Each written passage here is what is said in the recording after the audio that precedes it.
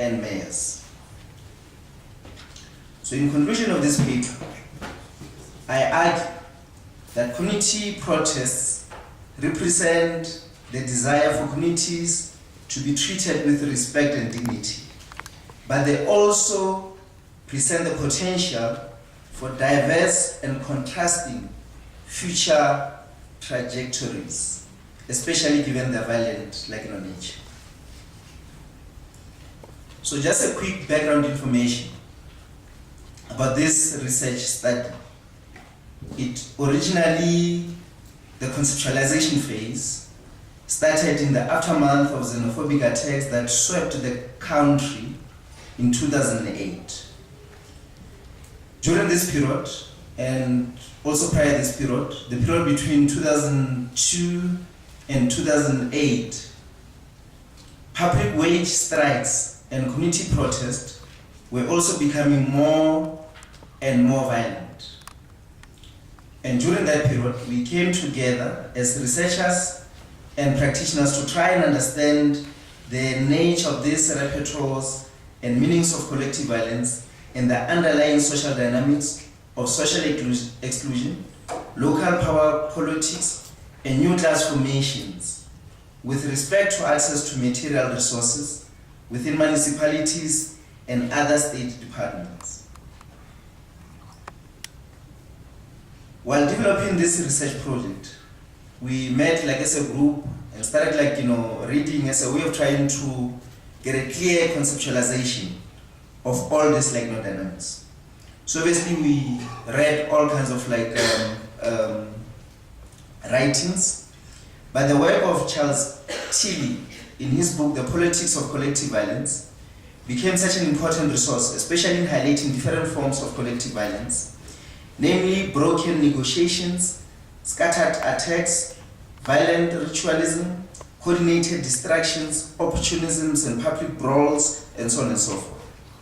In this text, Tilly argues that violence resembles weather, complicated, it is changing, it is unpredictable in some regards, yet resulting from similar causes variously combined in different times and places. Getting the process and combination and settings right helps one to explain collective violence and its many variations. So Tilly's main argument is that collective violence is complex in nature, as it involves so many political actors, identities with varying forms of investment and interest. One of the key political actors identified in his work is the political entrepreneurs.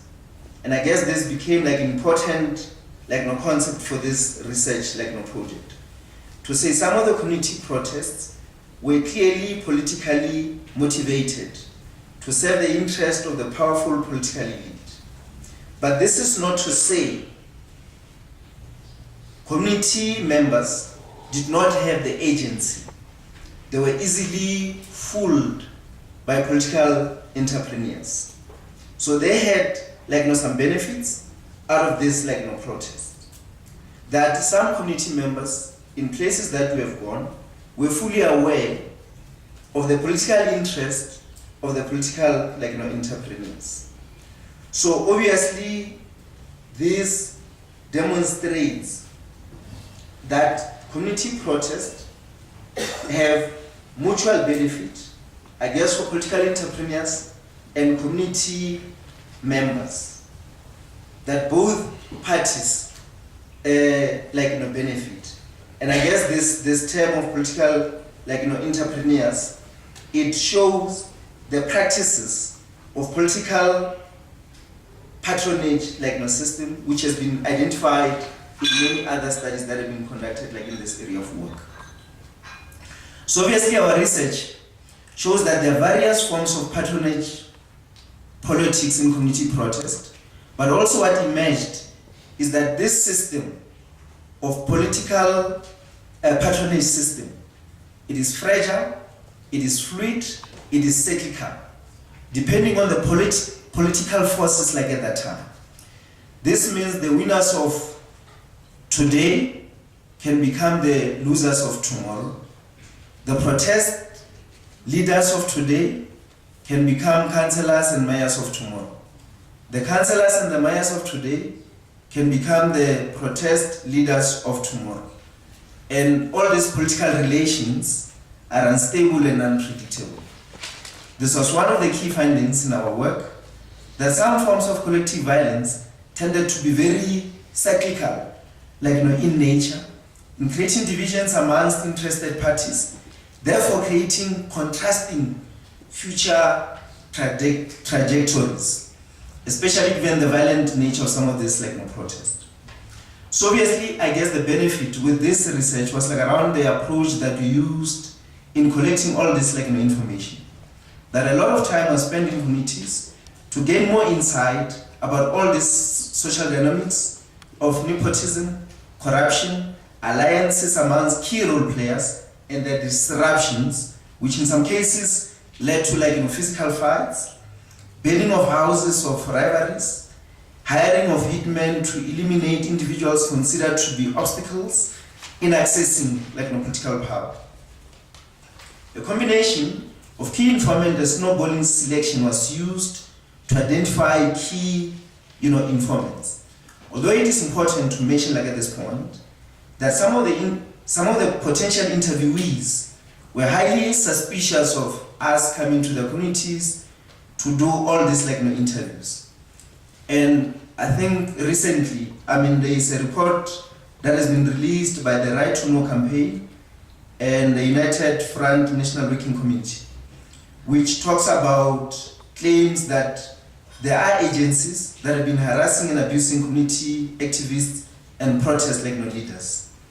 And all these claims and allegations were also made by some of our potential participants during our research. However, we were able to deal with some of these difficulties.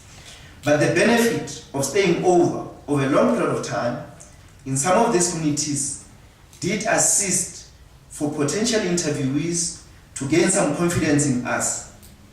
That we had to go to public meetings, go to taverns, go to bars, go to rallies, and visit some of the participants in their homes to build a rapport and get more insight around some of the dynamics that were happening in their communities. And it is at this point that so many studies have been conducted in this area of work. But in this project, we needed a good theoretical framework to assist us in deepening and understanding the dynamics of community protest and socio-political and economic dynamics involved in all these protests. So the work of James Holston, as mentioned earlier, provided us with the rich tools of analysis, especially with regards to social mobilization of poor communities for the struggle in the attainment of socio-economic rights. Some of the protests were centered on the realization of citizenship rights as enshrined in our constitution. For example, one participant in one of the communities, I quote, "The Bill of Rights says people have right to drink clean water, but here let alone clean water, because we have not had water, even if it is dirty. So our protest is about that basic human right and nothing else." Close quote. The claim here is that access to this basic right is a right for citizenship, which for many protesters, they raised the right to access all kinds of rights, such as access to electricity, housing, and so forth. So these are rights that the elite and the rich, both black and white, enjoy on a daily basis, while the poor live in squalors with no access to basic services. So given all these inequalities, Holston contends that violent protests, as we found in our research, are struggles in part marked by contestation over the meanings and contestation of citizenship. But here it becomes very interesting that the notion of citizenship, it is highly contested, which also explains recent xenophobic attacks against non-nationals in the townships and informal settlement. Politics of citizenship, as we have all seen, also featured dominantly in the justifications of violent attacks against non-nationals and reproductions of who is the legitimate citizen and who is not the legitimate citizen.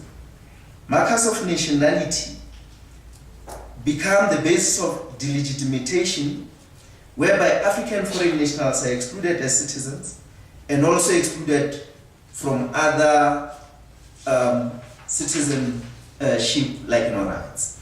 And again, this is what we found, where there is always this link between community protests, which at times generates into xenophobic violence. And then I'll skip the argument around community protests as the last resort. So obviously here, for many communities, the main argument, in our study entitled "The Smoke That Calls," which captures this point more aptly when we say community protests are the last resort. One participant was quoted saying, "The premier undermines us. He will see by the smoke that we are calling him." And of course, this was a dominant theme in all the communities that we have gone to. So obviously here, violence provides a language to communicate anger to authorities to respond to their demands. For example, in one community following all this violent protest, President Zuma went twice after many years of peaceful marches. But of course, this suggests that violent protests are the last resort for communities to force the political leaders to acknowledge and attend to their demands. However, it is slowly becoming evident that these public relations responses by public officials and representatives do not offer any permanent solution, as communities, as we have all seen, temporarily get pacified over empty promises of service delivery, but nothing fundamentally changes. And this of course then leads to another class struggles amongst the key role players involved of replacing one councillor with another councillor after each local elections or by-elections without effecting any real change in the lives of the people. It's against this background that I started asking myself a lot of questions. As an activist psychologist, researching social issues of collective violence, about the impact of democratic failure on the psychic functioning of people in these communities. Are these empty promises not dehumanizing poor black people? Are these empty promises not belittling poor black people?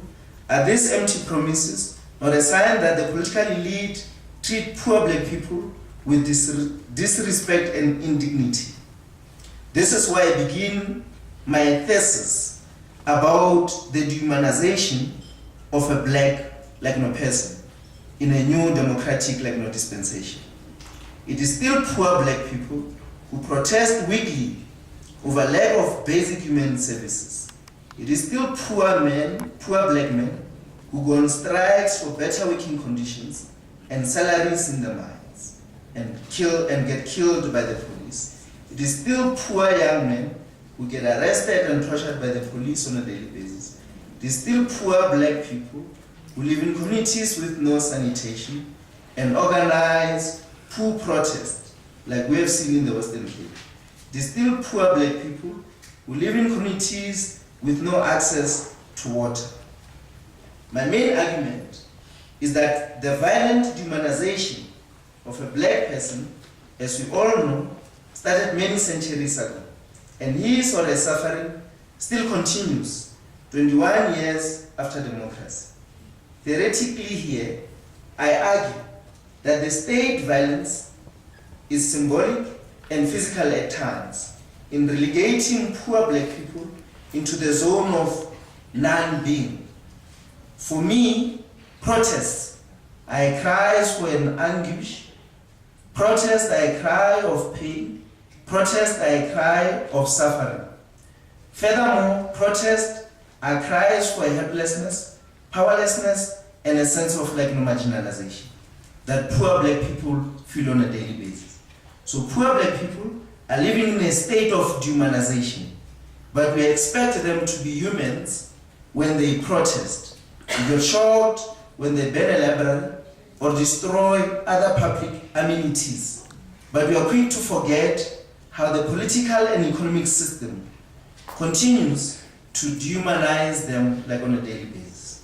The state further criminalizes and marginalizes and dehumanizes the poor black people through the use of excessive force by the police, and which is one of the key findings that we have found, that sending the police to maintain law and order during protest does not make things better, but makes things worse. And of course, I've got all kinds of codes to confirm how the protesters feel when police are sent to their communities. That for them, this conjures up images of the past dehumanization, as illustrated in some of the codes. The Caspers reminds us of apartheid, that we are not free in this democracy. We do not need Caspers. We need police that respect human rights. And then I go on about the use of political force by the police. But it's at this point that I make an argument in conclusion that community protests are not for services to be delivered, but a demand for material and symbolic conditions of existence that will allow people to pursue their aspirations and to live dignified lives. This need to live a dignified life emerged strongly in my interviews with young men about the need for job opportunities and what that meant for their sense of masculinities. It is here where young men's aspiration was to also be humans. I quote one young man that I spoke about, his frustration of lack opportunities in one of the communities. I quote, "I want to get married, but I cannot afford to lobola because I'm not working." Some of the councillors, another young man, some of the councillors like to show off. They come here and park their cars. We wash their cars and they give us money. These guys buy expensive liquor and have money while we have nothing. One last young man. There is too much poverty here. People are angry and frustrated, but they can't find jobs, while councillors are busy hiring their girlfriends and relatives in the municipality. So quickly, the cry for this young man was the need to also be humans and achieve the state of manhood, which requires access to certain resources, such as job opportunities, and also afford to pay lobola and start their own homestead. Some, as a result, live in shacks and backyard rooms.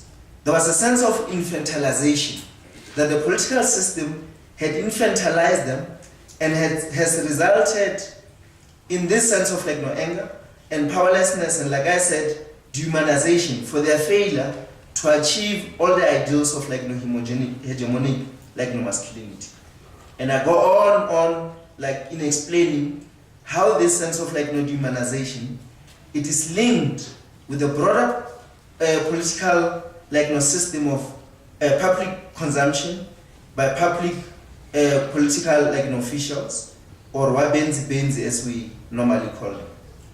In other words, the conspicuous consumption of wealth enjoyed by the small elite of the emerging black middle class are used more often in many of the community protests as a point of reference by the protest leaders.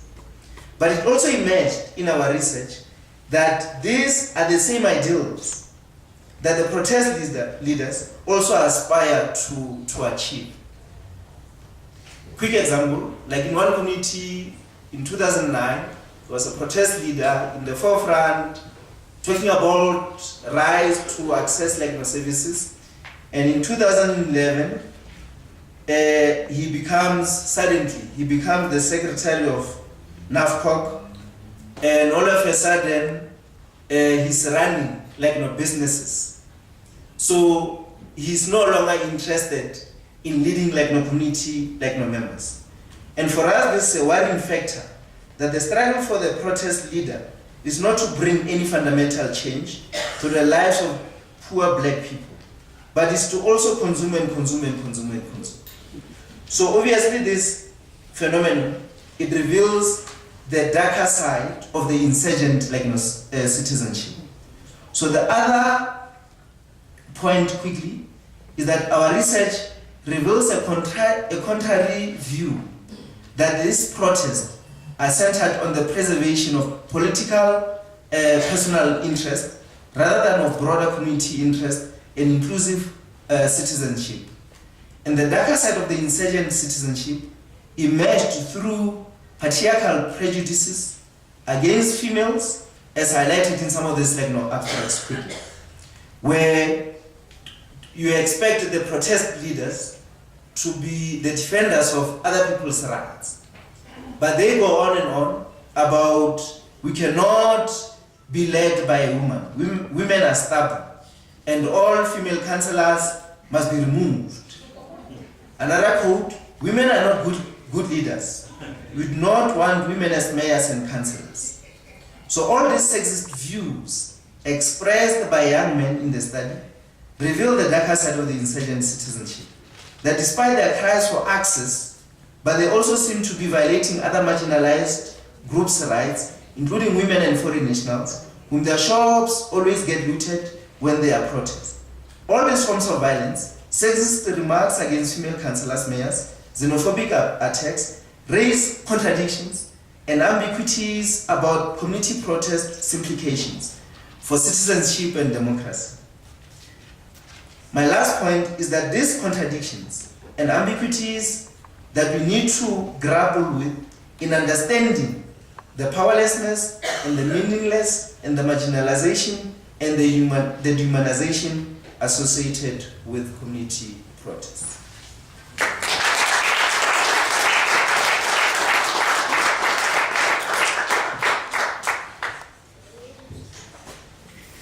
Thank you very much for 3 excellent papers, this movement, and perhaps it should have been in different order, because the last one was very depressing. Roy's one was sort of in the middle, and Alberto's was very optimistic. But every moment has is pregnant with possibility. And I want to, before I open up for questions, just remind us, is Jackie here? Oh, okay. Jackie always, this is Jackie's favorite quote, it's also mine, that when you faced with social crisis, there are 2 roads, as Marx and Rosa Luxemburg said, socialism or barbarism. But in the interregnum, there is this messy interregnum of cooptation, of violence, of all the morbid symptoms that Malosi graphically described. And that's hopefully this afternoon when Dinga and others discuss the United Front, we're going to learn about how that can be changed into a moment of possibility. All these protests happening in this country. Interestingly, I feel that you have a situation in Spain and you have a situation in Greece that they haven't as yet, with all the austerities, opted for barbarism in the sense of voting in a fascist party. Now that could have been, I'd be interested to know why that isn't an option. Why isn't the fascist option emerging strongly? In Greece, the next election, the fascists might win if Syriza doesn't succeed in its negotiations and getting out of the crisis. So it's always there, the barbarism option. In South Africa, we know the rise of racial populism is dramatic in response to the social crisis. And the progressive left is on the back foot. It's not clear how they can intervene and turn this around. But hopefully, there are signs that this can happen. And I have two specific questions. Molosi, you mentioned the Premier being criticized. But which Premier? Because because there's a new Premier. There's a new ANC in power in Gauteng. We've been told. How new is it, and what difference has it made in relation to social protests, etc.? And how is the new Premier perceived? Because the old Premier said, we don't want your dirty votes. The new Premier hasn't spoken in that language, but I'm interested to know, is there a difference there? With the basic income option, can Brazil afford it, given its fiscal crisis that it's facing now? And I'm asking that in relation to how we've discussed the basic income grant in South Africa. It's not just about giving everybody an income grant, it's also getting money back from the middle class. So it's a very innovative concept. So it's universal, but then those who can afford it pay it back through the tax system. So just a bit more detail on that. And is there a vigorous discussion around this, or is it just a populist slogan on behalf of the government, which is, I understand the government in Brazil being very similar to the ANC here, trying to make sense of the social crisis and not really offering anything imaginative. Okay, I think that's all I wanted to say. Oh, no, I have to say this. Now, the social media aspect, many of us are self-conscious about using social media. Is it a bourgeois luxury, etc.? But that Spanish story just reaffirms the power of social media. And in particular, you mentioned Facebook and Twitter having this massive impact. And so we're not wasting our time. It will cause the revolution. Okay, right. Now there was it's Jacob at the back there. 1, 2, 3. Oh God, so many. Okay, 1, 2, 3, 4, 5, 6, 7. Can we take? No, just those 7. Just those 7. I pointed you out, right?